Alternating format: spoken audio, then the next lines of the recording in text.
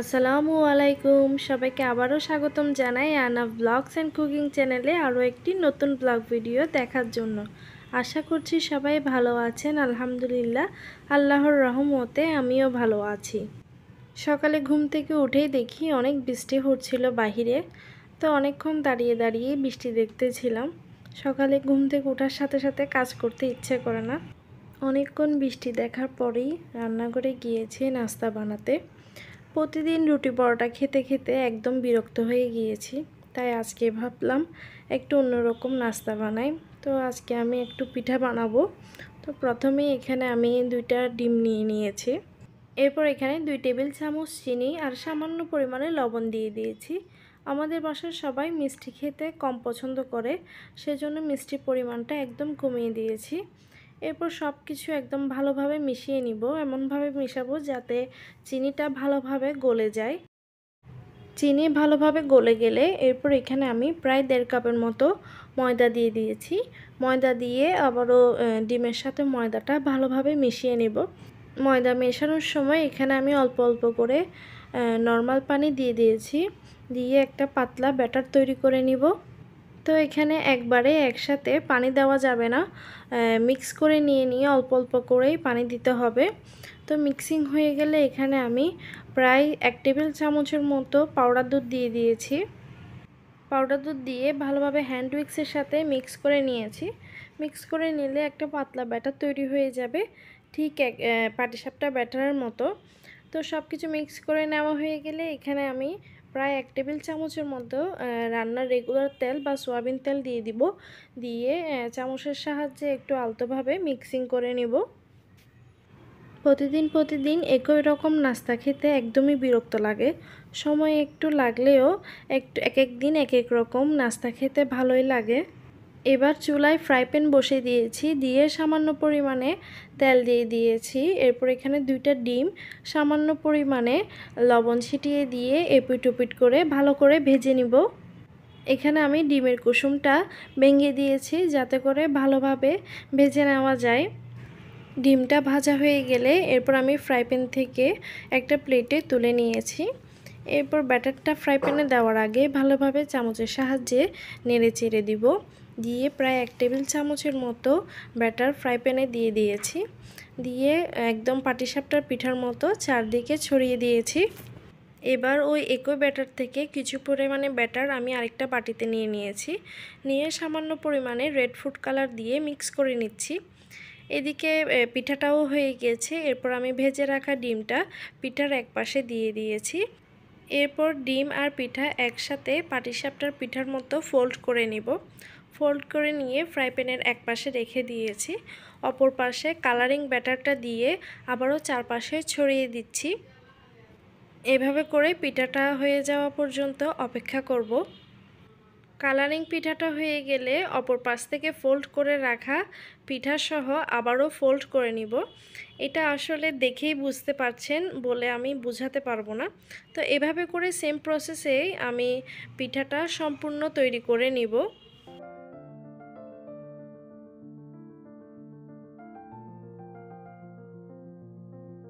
তো এদিকে তৈরি হয়ে গেল সম্পূর্ণ পিঠাটা। তো এবার আমি পিঠাটা ফ্রাই প্যান থেকে একটা প্লেটে নিয়ে নিব।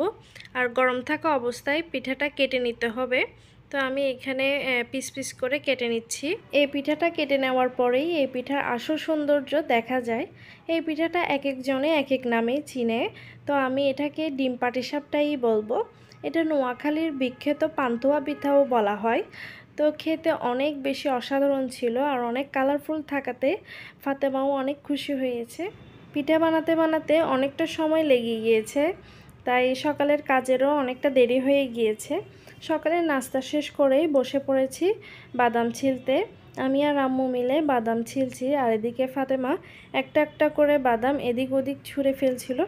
পরে ক্যামেরা অন করার পর ওর ক্যামেরার দিকে মনোযোগ চলে গিয়েছে, ক্যামেরা দেখেই সব ঢং করতেছিল।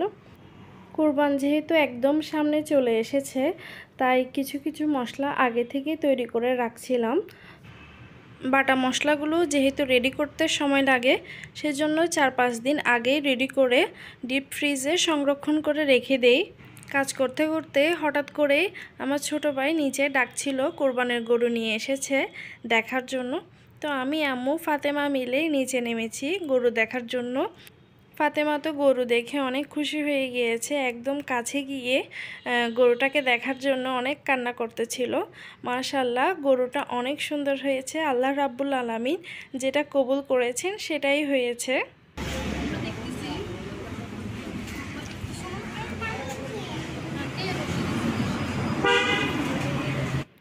গরু দেখে এসে মাত্র দুপুরের রান্নার কাজে লেগে পড়েছি। আজকে কাঁচা কাঁঠালের তরকারি রান্না করা হবে। তরু তরকারি সব কাজের খালা কেটে রেখেছে। তো আমি এসে দুপুরের রান্নাটা তাড়াহুড়ো করে বসিয়ে দিয়েছি। এখানে 2 রকমের ডাল নেওয়া হয়েছে, মসুরের ডাল আর মুগ ডাল, সাথে পেলনের বিচি আধা ভাঙ্গা করে। এরপর এখানে দিয়ে দেওয়া আছে হলুদের গুঁড়া, মরিচের গুঁড়া, ধনিয়ার গুঁড়া আর সামান্য পরিমাণে গরম মশলার গুঁড়া। এরপর এখানে লবণ, পেঁয়াজ কুচি, রসুন কুচি, টমেটো টুকরো টুকরো করে কাটা আর সয়াবিন তেল আর সরিষার তেল সব কিছু একসাথে দিয়ে একসাথে ভালোভাবে হাত দিয়ে মেখে নিয়েছি। প্রতি বছরই আমার বাপের বাড়িতে কাঁচা কাঁঠালের এই তরকারি 1 হাঁড়ি ভর্তি করে রান্না করা হয়। আম্মু কাঁচা কাঁঠালের এই তরকারিটা আশেপাশের সবাইকে এক বাটি করে দেয়। আর কাঁচা কাঁঠালের এই তরকারিটা আমার তো অনেক বেশি প্রিয়, খেতে অনেক বেশি মজা হয়। তো সব কিছু মিক্স করে নেওয়ার পর এখানে কেটে রাখা কাঁচা কাঁঠালগুলো দিয়ে দিয়েছি। এরপর 4-5 রকমের সবজি দিয়ে দিয়েছি। সব সবজিগুলো দেওয়া হয়ে গেলে এরপর নেড়েচেড়ে ভালোভাবে কষিয়ে নিব। কষানো হয়ে গেলে এরপর এখানে ঝোলের জন্য পরিমাণ মতো পানি দিয়ে ঢাকনা দিয়ে সবজিটা সিদ্ধ হওয়া পর্যন্ত অপেক্ষা করব। কাঁচা কাঁঠালকে এক একজনে এক এক রকম করে রান্না করে খায়। কেউ শুটকি দিয়ে রান্না করে, কেউ গরু মাংস দিয়ে রান্না করে, আবার কেউ এভাবে করেও সবজির মতো করে রান্না করে। তো আমরা এভাবে করে সবজির মতো করেই রান্না করে খাই। এদিকে সবজিটা একদম সিদ্ধ হয়ে যাওয়ার পর এখানে আমি তেলে নেওয়া জিরের গুঁড়ো, ধনিয়া গুঁড়ো আর গরম মশলা দিয়ে দিয়েছি। দিয়ে আবারও ভালোভাবে নেড়ে চেড়ে দিচ্ছি। এরপর সবজিটাকে পেঁয়াজ, রসুন আর শুকনো মরিচ দিয়ে বাগার দিয়ে নিব। তো বাগার দেওয়ার এই প্রসেসিংটা আমার অনেক বেশি ভালো লাগে।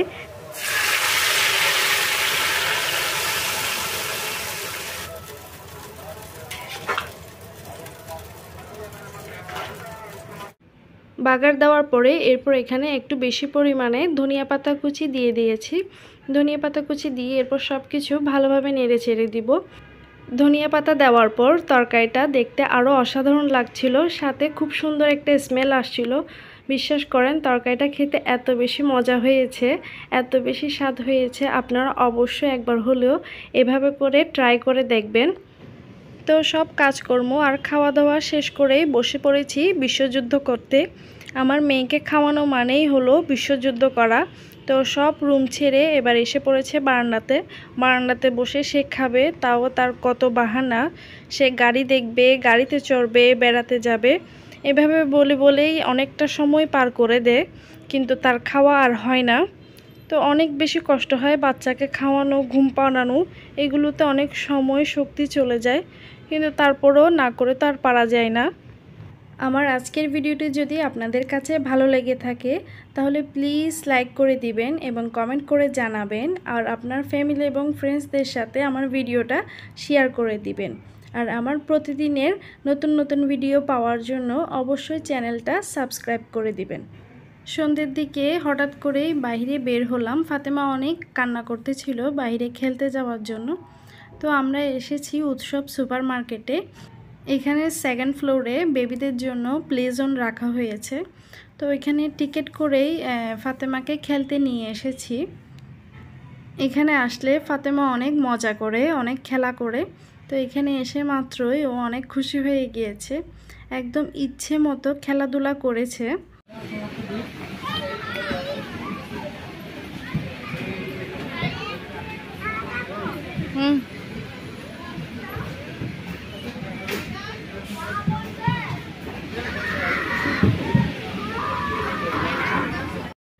এদিকে আপনারা সবাই দেখতে পাচ্ছেন ফাতেমার স্লিপারে কিভাবে করে চড়ছিল। তো ওর স্লিপারে ওঠা দেখে আমি নিজে নিজে অনেকক্ষণ হাসছিলাম। পরে ভিডিও করে রেখেছি ওর বাবাকেও দেখানোর জন্য। অনেকক্ষণ খেলা করার পর প্লে জোন থেকে বের হয়ে দেখি আমার ছোট ভাই চলে এসেছে, যেহেতু ওর রেস্টুরেন্ট একদম কাছেই ছিল। এখানে প্লে জোনের পাশাপাশি ফুড কোর্টও ছিল, বিভিন্ন ধরনের খাবারের স্টলও ছিল।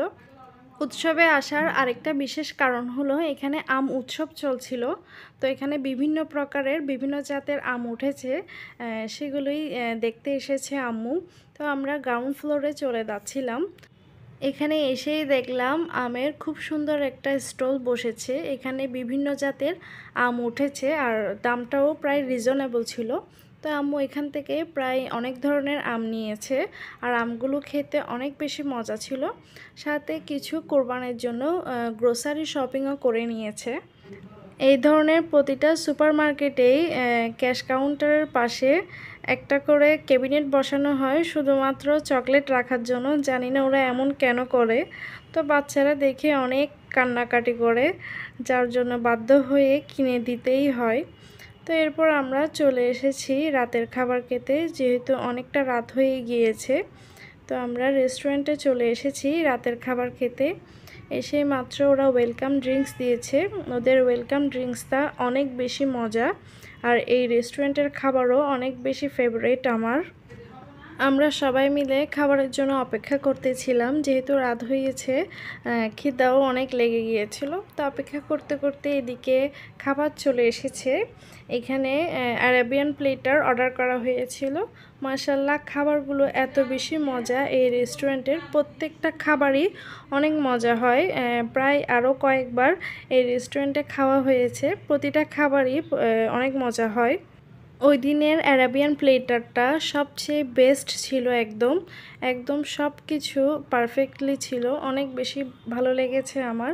সাথে আমার ছোটো ভাইয়েরও ভালো লেগেছে, আম্মুরও ভালো লেগেছে। খাওয়া দাওয়া শেষ করেই বাসার উদ্দেশ্যে রওনা দিয়ে দিলাম।